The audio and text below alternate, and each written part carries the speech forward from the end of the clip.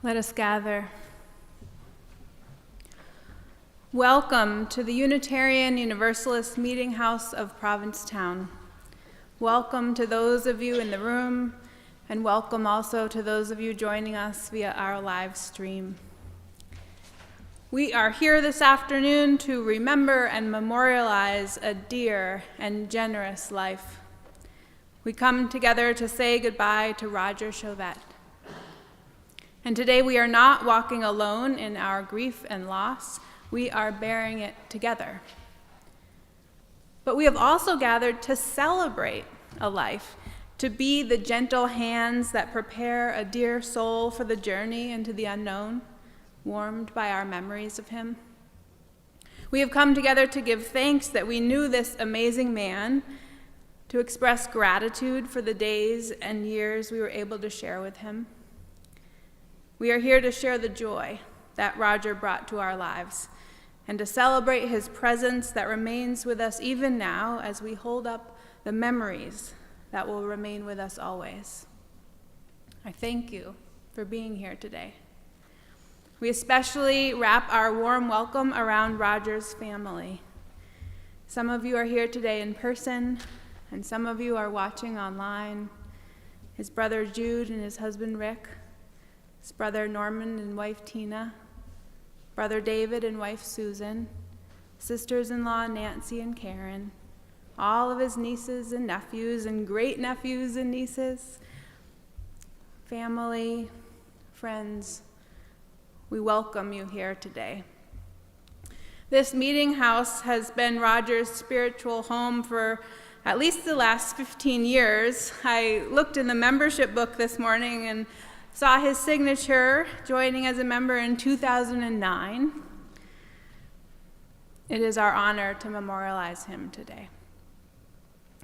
It is a tradition in Unitarian Universalist churches to light a chalice at the beginning of each service. So this afternoon, I invite Pastor Brenda Haywood to light our chalice for us, a symbol of memory, hospitality, and hope.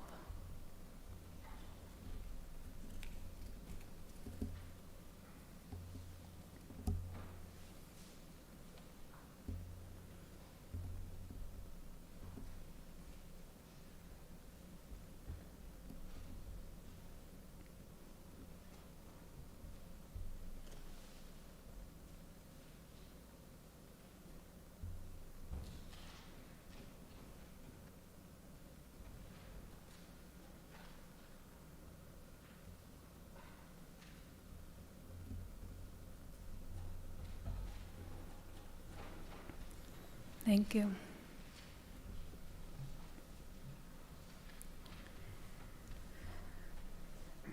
I met Roger 11 years ago when he was serving on the search committee for this congregation, the Unitarian Universalist Meetinghouse of Provincetown. They were looking for a new minister. I was looking for a church. I spent the weekend with 5 of them. I fell in love with the whole group, including Roger, and the rest was history. I don't remember exactly what stories he told on that wintry weekend, but I do remember being thoroughly drawn in. He spoke of tightrope walkers and scuba diving, so many amazing stories, so many metaphors for life. What I loved most about Roger was that he always thought and spoke in metaphors. I think this was the preacher in him.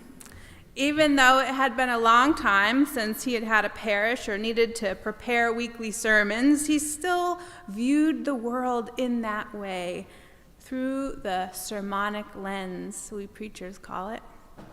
Roger could take just about anything and turn it into a sermon, and he often did. On one of my visits with him last year, he preached to me about a show that he liked to watch on TV called Maine Cabin Masters. It's a show about a family who travels around preserving and rehabbing old cabins and cottages in the remote backwoods of Maine. He told me this show should be used as guidance for any organization. You can't build on a crooked foundation, he said. The foundation has to be addressed first. The questions the main cabin masters ask would be useful for institutions, he said. What do you want to get rid of? What do you want to add? And it can't be top-down, he told me. The cabin masters never come in and take over. They get the families involved. You have to involve the people, he reminded me. Roger always involved the people. When I would visit him in the hospital or at Seashore Point, he would know the names of every person who worked there, from the doctor to the people who cleaned the room. If he'd been there a few days, he would also know their life stories. And probably some of their genealogy, and a possible connection they might have to his own family tree 9 generations back.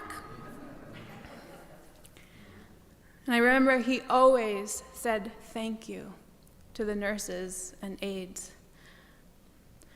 This year, he had gotten a little cranky, but that wasn't him. The Roger I knew for the 10 years I've been minister here always had a kind word, always had a smile, always had a sermon. We talked about many things together. Mostly, I just listened. Lately, we talked about death and dying. I asked him what he believed. He said, heaven is not a place, it's a state of being. He said death was being united with the holy, held by the stars, the galaxies. I'm so sorry that Roger had to go before being able to sort out all of the problems of this world. He was working on it. He was starting with the foundations of society, figuring out what to get rid of, what to add. He was involving the people. Well, I guess we'll have to carry on the work without him. But he will be missed. Thank you for bringing me here, Roger. It has been an honor to be your minister. This time I invite Roger's brother Jude to offer his remembrances.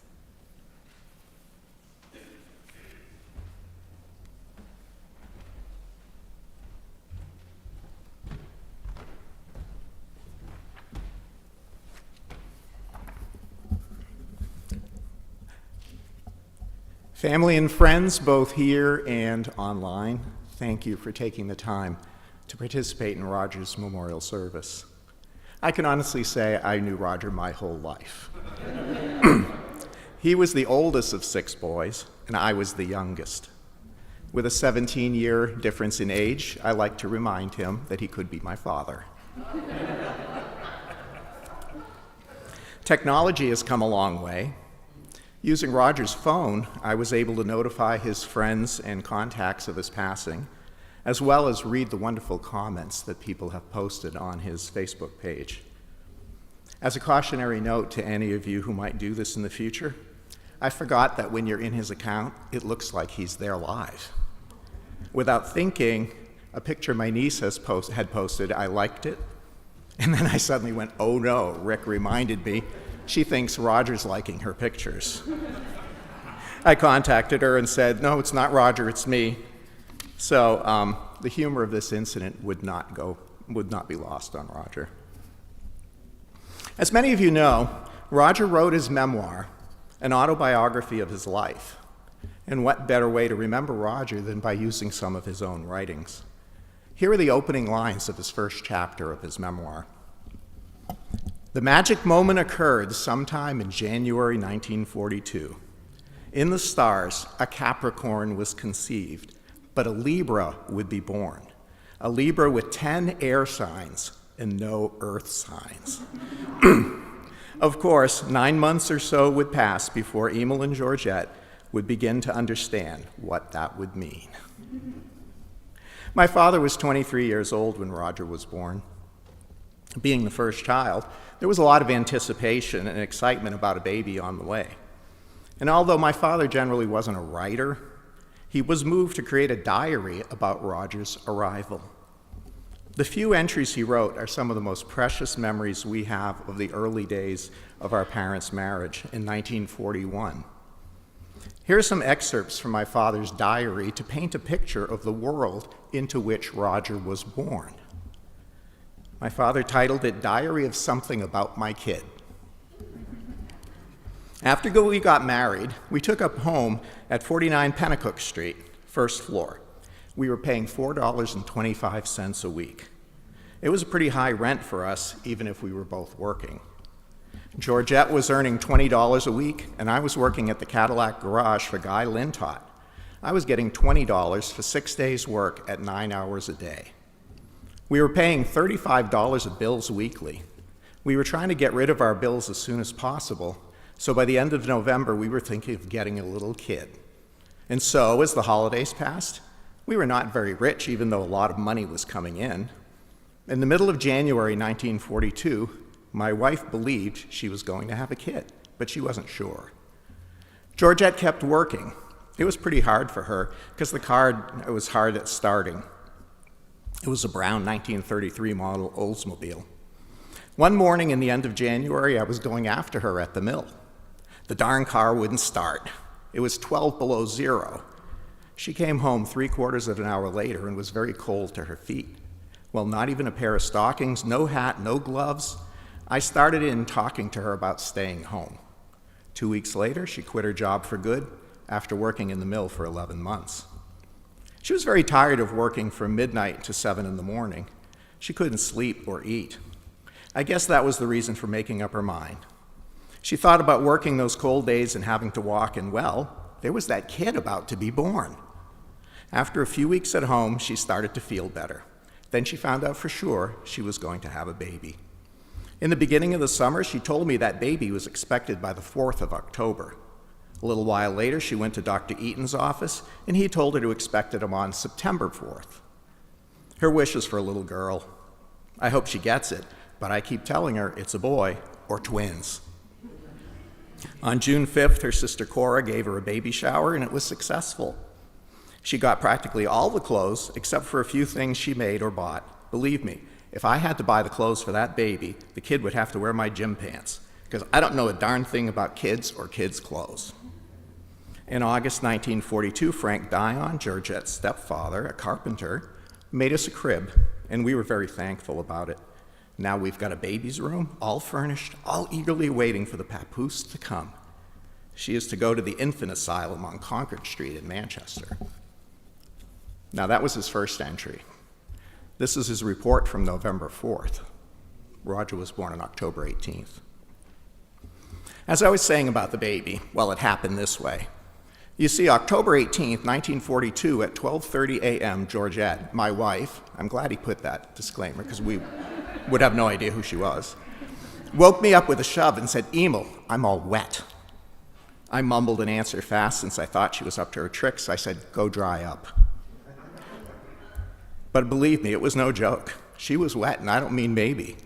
She got up and went to the toilet. By then, the water was running for good, and it kept going till 3 a.m. Then I went to her and ordered her to the hospital. But it wasn't easy as that. That funny wife of mine don't take orders that way. She told me she'll go when she was good and ready. I then started shivering, afraid I'd have to catch it. She finally decided and went to the infant asylum on Concord Street. I was very glad to see her there. You know, as dumb as I was, thinking she was going to get it right away. In a little while, I found it just didn't come like that. We stayed all day until 8:30 at night, and I got the news on the phone after calling every quarter hour.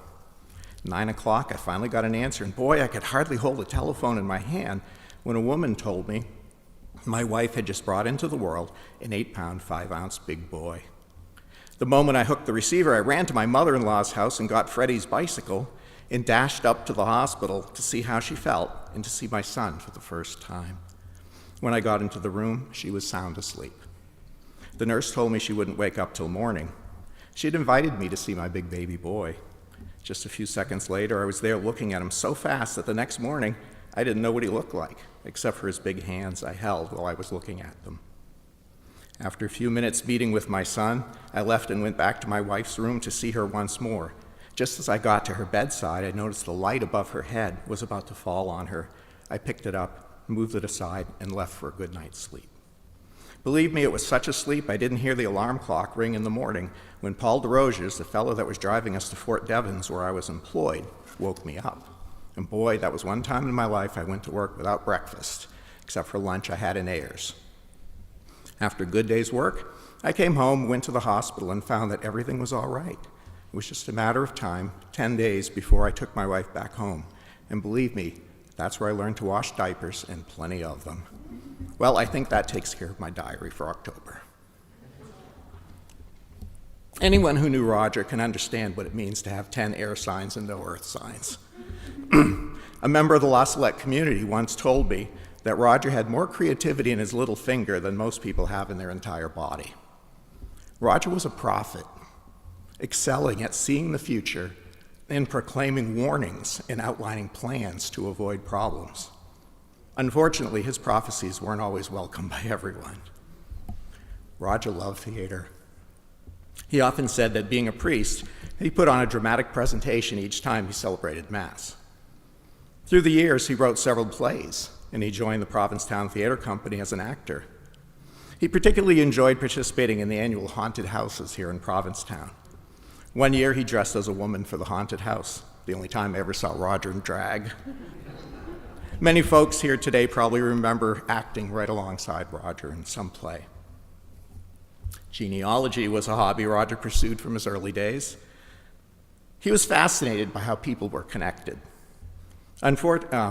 Ultimately, he researched the history of the Chauvettes and the Dions back to Canada and France with some 27,000 names. Who knew that we're distant cousins to Celine Dion and Justin Bieber? We all have family secrets. Despite Roger's gift for talking, he excelled further with the pen. From his early days, he was a poet and a writer. He collected his writings, and trust me, he kept all of them. His archives included his memoir, his poems, his plays, essays, sermons, and editorials he wrote for Provincetown magazine. Not having married and not having children, Roger was concerned about his legacy. What had his life amounted to? His hope was that his writings someday would be able to create a trust fund that would benefit his family for education. I'm not sure what will happen in the future, but I know there's no question about what Roger's legacy is to the world. Many of you here today have been touched by Roger's wisdom and his advice. All of the missions he preached, the sermons he delivered, the writings he published have affected those who heard his messages. He changed people's lives by listening and counseling. As I reviewed the many wonderful comments that friends posted on his Facebook page, I was moved to hear so many testimonials about how Roger impacted those he met. Many posters claim that Roger changed their lives. He impressed people quickly, and he was unforgettable. In preparing for this memorial service, I reviewed poems in his book, A Pilgrim Adrift in the Dunes. This particular poem exemplifies who Roger was and the legacy he leaves behind. I felt like he wrote it for this moment. It's called My Friend. My love for you, my friend, is unconditional, as love between two brothers ought to be. But I cannot provide you with the peace you need. Such an inner sense does not depend on me. I will be there, however, with a soothing word, should you in crisis feel you need a caring friend. Perhaps again to simply stand quiet near to you, abiding by your side until your sorrow ends. If it were possible for me to ease your pain by using each and every resources as I may, I would clear out the storm clouds and bring back the sun. Let joy and blessings find a place in you today. The chick that struggled to break out of its thick shell has had to fight the inner battle all alone. But in the process, it grew strong in every way, stood tall, and carved out for itself a place called home. So keep in mind, I am here to help you cope. I hurt with you to see your struggle and your pain. As time heals all your ills and brings you signs of hope, I will be here beside until you're whole again. Thank you.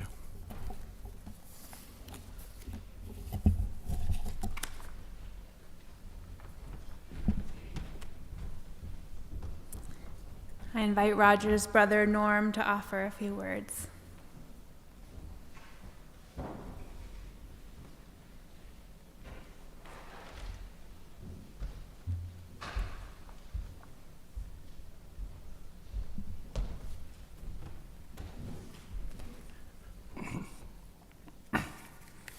Thank you all for being here. We appreciate it. Roger would be very happy. I'm going to take a little different stance. Since I was the third of the 6 boys, we were a group, Roger, Larry, and myself. There was probably 5 years between all of us. And then there was another 6 years before Jerry came, and then 5 years after that for the other 2. So we technically had like 3 families. So I had the opportunity to grow up with them. So I'm going to try to tell you a little bit of Roger in the early days. First of all, Roger was not a sports person. Physical sports were not something he liked. Mainly mentally challenging, things he could do to change a game, to make it a different way, to add to a different type of game. This was him. His creative genius probably began at that early age and continued. Other than the sports, later in life, we could see that he liked skiing. He learned that at La Salette, the seminary in Enfield. But his love was diving and biking. And until the day that he couldn't do it again, that was a passion for him. Like any other older sibling, his job was to babysit us. So he didn't do it in the normal way, but he did a great job. Creative games, he loved to put us through scavenger hunts. Word games were all on the table all the time, but definitely nothing physical. Little older, field trips, he would teach us photography. He always had a camera at a young age and used to take great pictures, some of them. I remember my brother Larry and myself sitting in a pine tree in a park at dusk. Beautiful picture. You couldn't probably have a professional photographer to take anything. He even set up at the early age his own Photoshop. He'd do his own pictures, and that was one of the things that he was very interested in at a younger age. He used to take us, not going to play baseball or playing tag or whatever thing.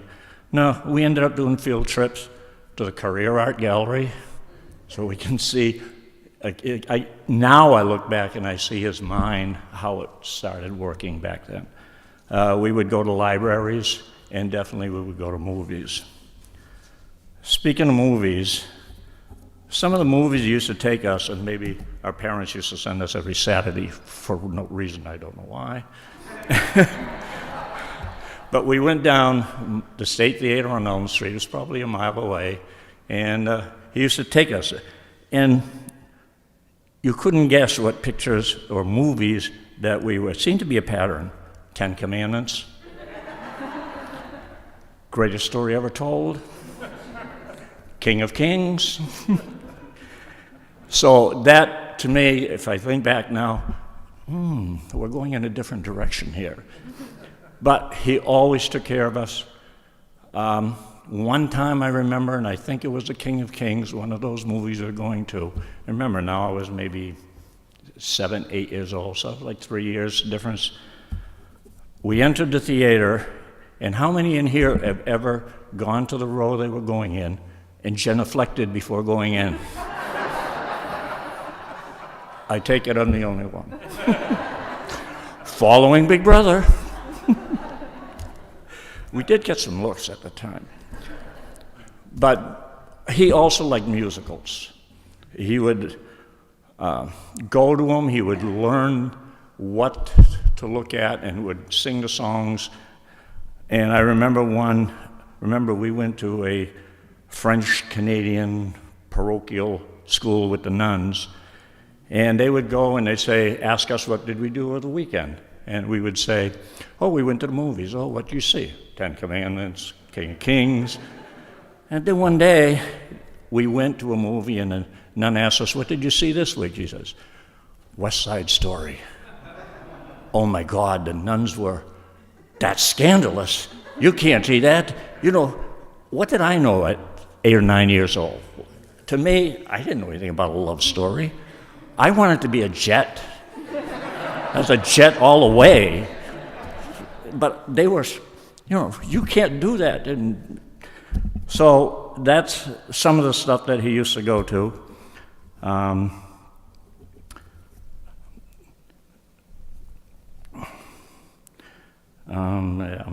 just losing my way. Poetry. Roger started his poetry at a young age.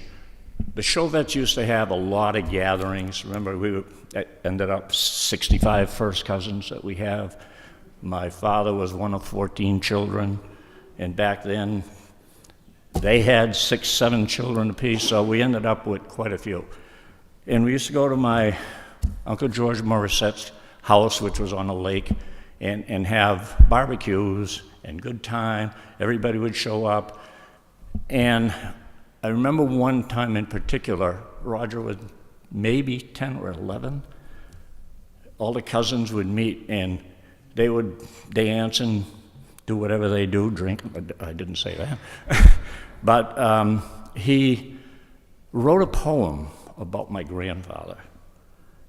And he had everybody, as much noise that was going on, and I tried to find it, and I couldn't in some of the papers I had, but it was how a man he was and how he raised his family, and it was touching. As a matter of fact, there were a lot of tears by the time it was done, and quiet while he read it.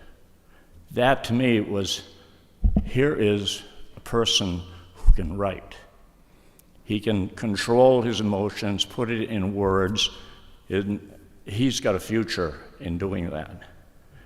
And hopefully, if some of the cousins are watching on us now, hope you remember those days when families used to get together every weekend to play cards, and we knew every single first cousin by name.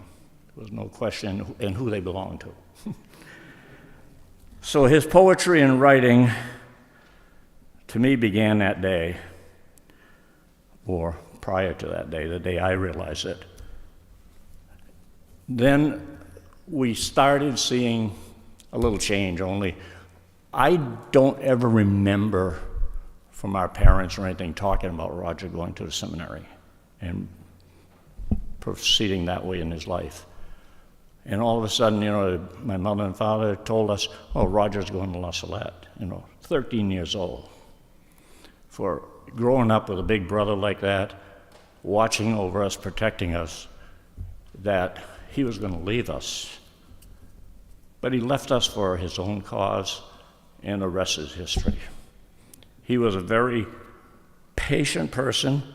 I can't remember him. He had very good discussions, as we call them, but yelling and screaming and pointing, never in his life that I saw that.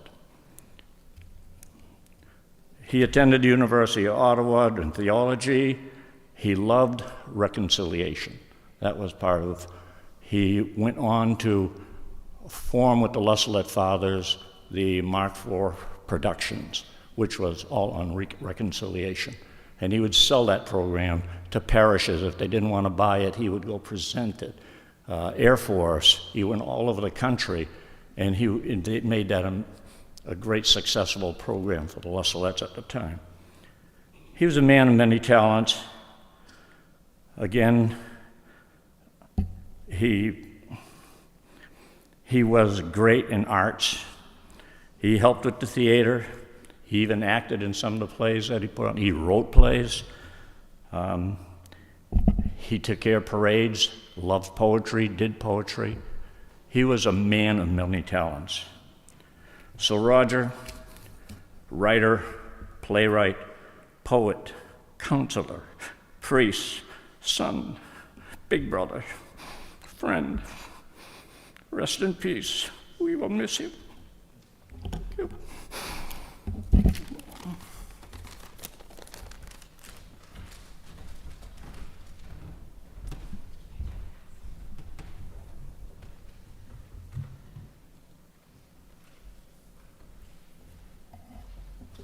Thank you both so much for those beautiful reflections. During one of our visits, Roger told me that he would like the hymn Blue Boat Home sung at his funeral. I think some of the metaphors in it spoke to him. Our choir offers this song in his memory now.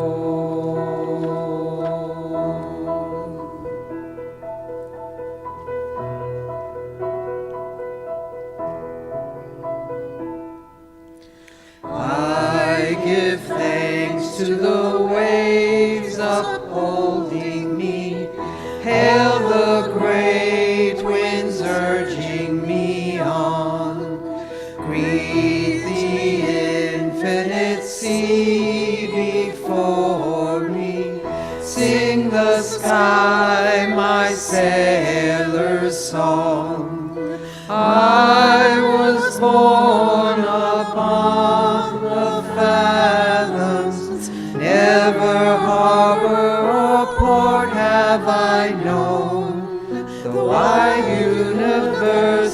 is the ocean I travel, and the earth is my blue boat. Oh.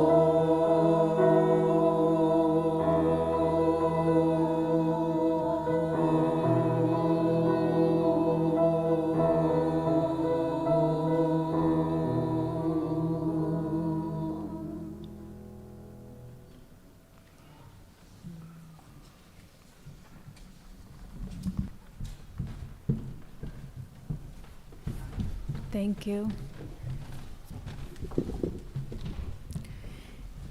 Each of you are here to offer thanks for Roger's life and to let go of his body while holding on to his memory. He loved this community deeply, the place where he could be his true self. And I know many of you have stories of him. If you are moved to do so, we invite you to come forward and share just a few words about Roger.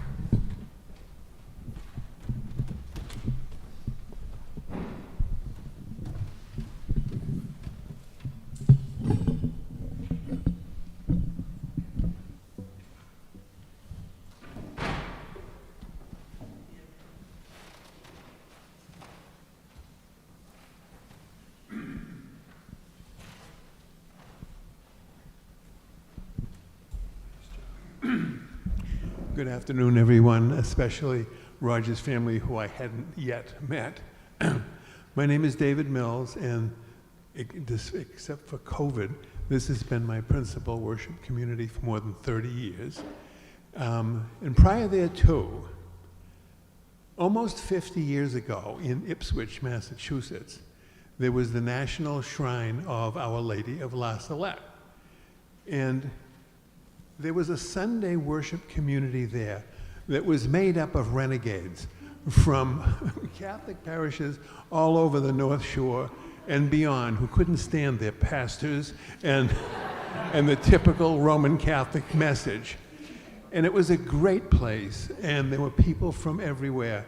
And the La Salette priests had a community there and a beautiful home, and that's where I met Roger, I think nearly 50 years ago. And so he was in this safe place with a meal ticket guaranteed, good food, a place to sleep warm, and all kinds of applause from people who loved and respected him. And Roger made a decision for himself to be a more genuine Roger Chauvette. And so Roger left that very, very safe place and came here. I don't think Roger had ever been, Roger has been my friend here for now 30 years. But he came here, and what reminds me most of Roger is his courage to make that, to leave the safety and come to the somewhat unknown, to become more genuine and real and whole is what he did here. And that's what I remember most about Roger. Thank you.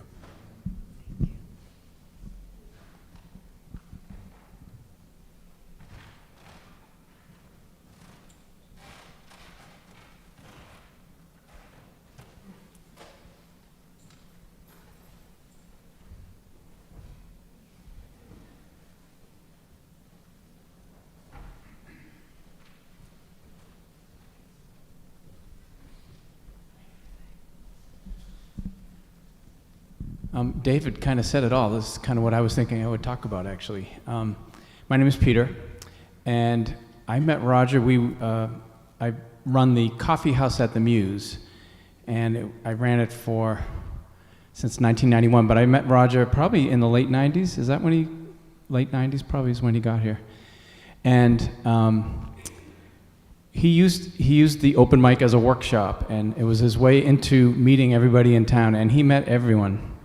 He was really so charming, and he wrote poems each week for the open mic, and he would address his coming out story, I guess. And I think courage is the word I would use. We really got to hear his story, and he put it out there, and it was a tough journey, but he did it. And he went from he wrote his Pilgrim in the Dunes book. All those poems got tried out there, and he worked on them, and I don't know, he just was always working on something, and he started coming in with plays that he started to come up with ideas, and he wrote sea shanties. I mean, he just did everything. And he was really great. And so he's a friendly guy, but I think what I'm left with is just how courageous he was. He really put it out there.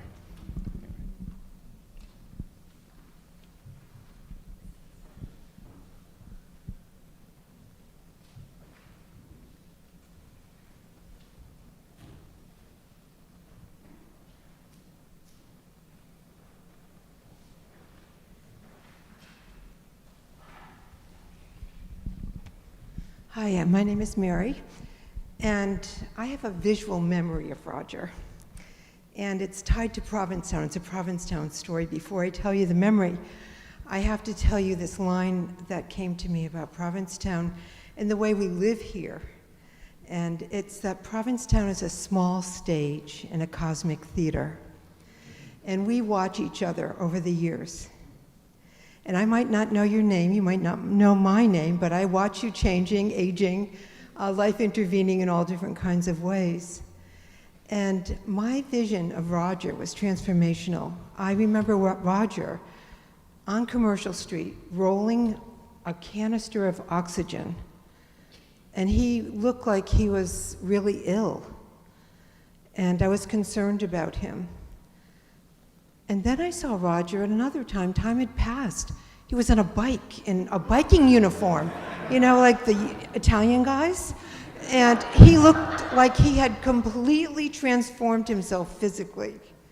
So his brothers, when you talked about him being all air signs and nothing physical, that transformation of him has stayed with me. I mean, to be able to transform yourself in your life and your body like that, amazing. So I hold Roger with that story, and I'm glad I could share it with you here today. Thanks, Kate.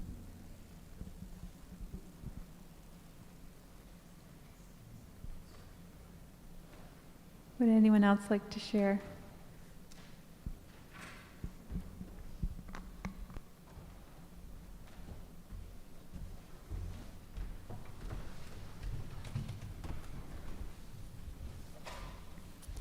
Thank you for those memories. I now invite Reverend Bill Clark to share one of Roger's poems with you. It's from his book, A Pilgrim in the Dunes, written in 1997, titled Forever.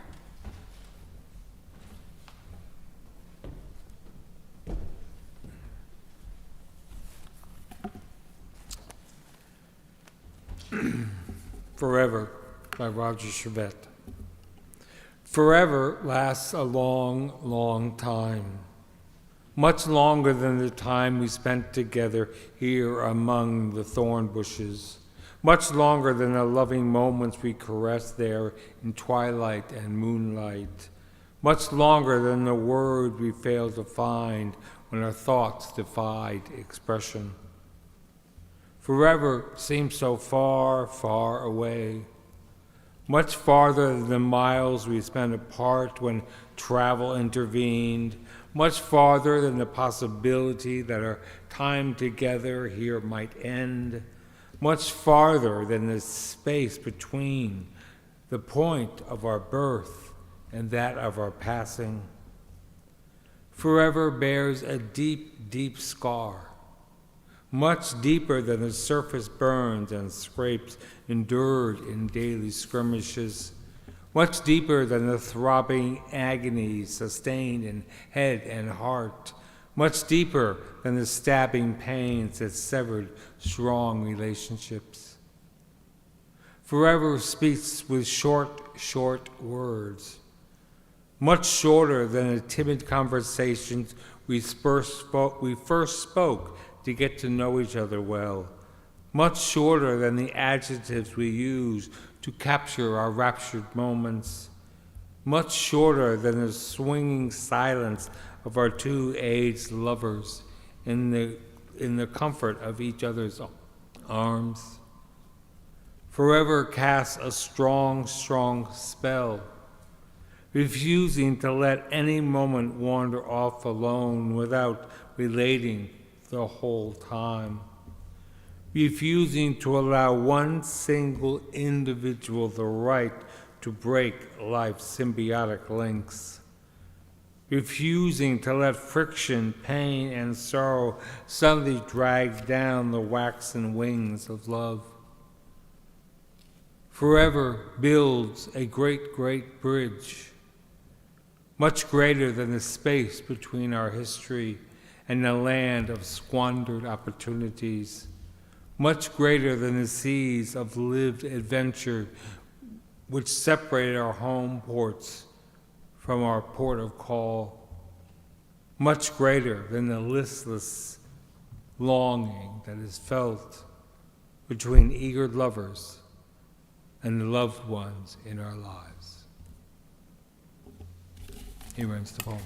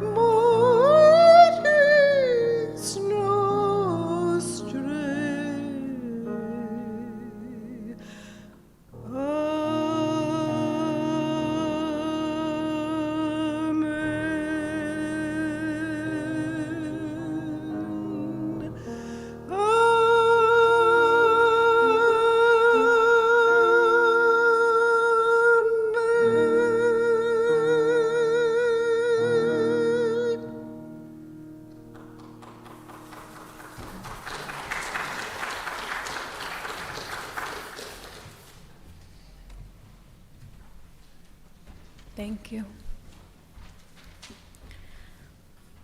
Just one more poem from Roger. This one he wrote just last year during a stay at Seashore Point Rehab, and it brought him a lot of comfort in his last days, and he asked us to share it with you. Actually, he asked us to set it to music and sing it to you with dancers. We weren't sure what was getting to his brain at that point and what was just his grandiose ideas that were his regular Roger ideas. But with only a week to prepare, I'll just read it to you.